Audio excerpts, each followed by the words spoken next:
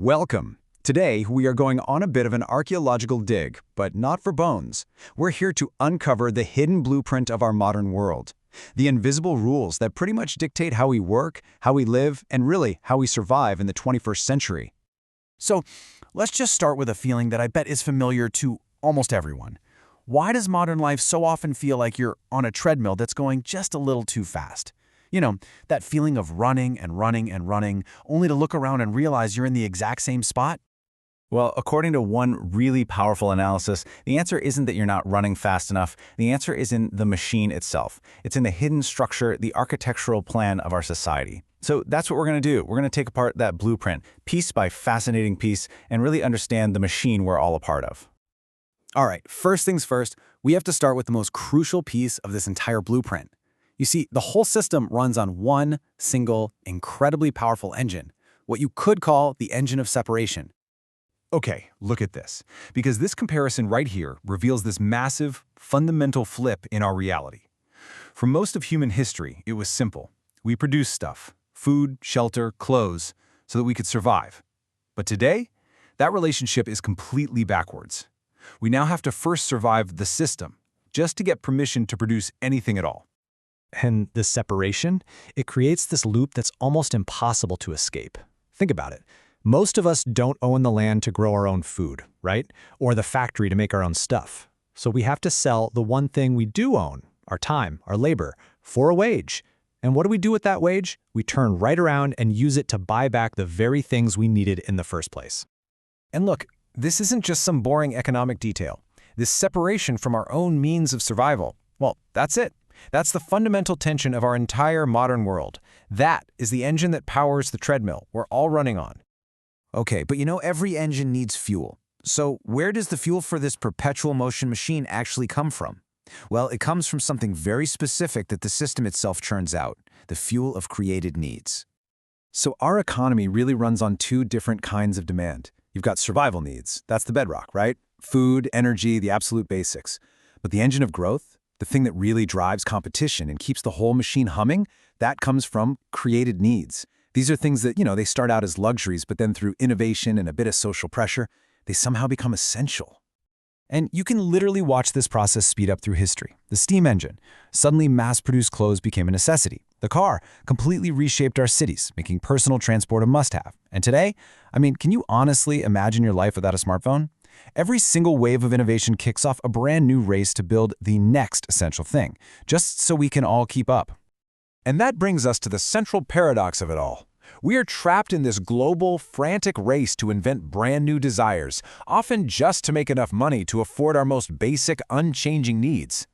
Innovation isn't just a choice anymore, it's literally a condition for survival. So let's recap. We have the engine of separation, and we have the fuel of created needs. But how does this abstract machine actually reach into our daily lives and control things? The answer lies in the system's underlying code: power. The best way to think about power is like middleware. It's the hidden operating system running in the background, connecting the big, abstract economy to your actual life. It's the invisible software that's constantly running, deciding who gets what, why they get it, and how much. It's the code that translates all those big economic forces into the number you see on your paycheck. And this is why looking at the world through a power lens can give a much clearer picture than standard economics. The textbook says supply and demand sets prices, but a power analysis says, nope, prices are set by whichever side has more leverage. The textbook talks about profit coming from surplus value. A power analysis just cuts to the chase. Profit comes from the owner's raw power to decide where all the money goes. It's that simple. And this isn't just some abstract theory. This power middleware is what determines your salary when you're negotiating a new job. It's what decides why your brilliant idea for a startup fails, while your competitor's maybe not so brilliant idea succeeds. And it explains, very simply, why two people with the exact same skills can end up with wildly different lives. But was it always like this? Was this system just, inevitable? Like a law of nature? To understand that, we have to ask a really crucial question. How in the world did this whole game even get started? Well, the first model was basically a top-down push. Take the UK enclosure movement. Landowning elites did the math and realized, hey, we can make way more money from sheep and wool than from these tenant farmers.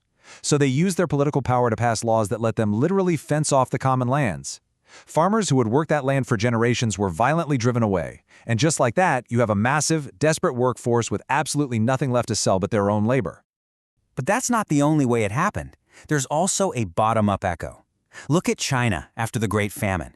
The old collective farming system was a disaster. People were starving. So in one village, a group of farmers, just trying to survive, secretly divided up the land to farm for themselves. And guess what? It worked. This little grassroots experiment was so incredibly successful at producing food that the state leadership took notice and decided to scale that model across the entire country. So here's the key takeaway from all this. It doesn't matter if it was driven by elite greed from the top or by a desperate need to survive from the bottom. The result was exactly the same. The blueprint of our world is not some law of nature. It was designed. People made choices. Okay, so we've got all the pieces of the blueprint laid out on the table. We have the engine, the fuel, and the code. Now let's put it all together and see how it builds our world today using a perfect modern example that we all know.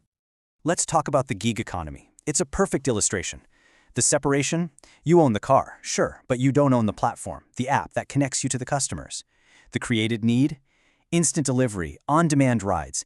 These have become new necessities of city life. And the power as middleware? The company's algorithm is your boss. It sets the prices, it assigns the work, it controls your income, all without ever having to meet you or even be a traditional employer. It's the blueprint in action. And all of this just brings us right back to that core tension we started with. To get what we need to survive, we have to play the game. We have to participate in a system that is constantly and relentlessly changing the rules and redefining what survival itself even means and what it costs. Which leaves us with one final and maybe the most important question of all. We've uncovered the blueprint. We've seen how it was put together. So, if this system was designed by people, can it be redesigned?